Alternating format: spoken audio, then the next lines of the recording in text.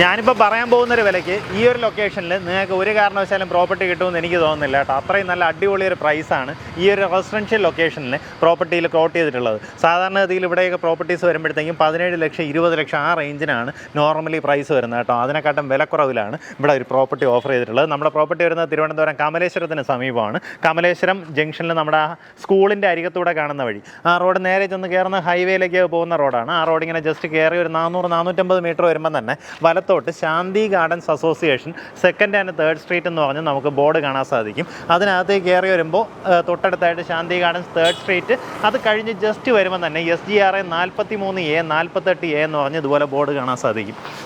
നേരെ കാണുന്ന വീട്, ആ വീടല്ല വിൽപ്പനയ്ക്കുള്ളത്, ആ കോമ്പൗണ്ടിൽ തന്നെ നമുക്കൊരു 6 സെൻറ്റ് സ്ഥലമാണ് വിൽപ്പനയ്ക്കുള്ളത്. ആ വീടും ആ കോമ്പൗണ്ടിൽ കാണുന്ന സ്ഥലവും സെയിം ഓണറിൻ്റെ തന്നെയാണ്. നമുക്കതിനകത്തുള്ള സ്ഥലം മാത്രമാണ് ഇനി വിൽപ്പനയ്ക്കുള്ളത്.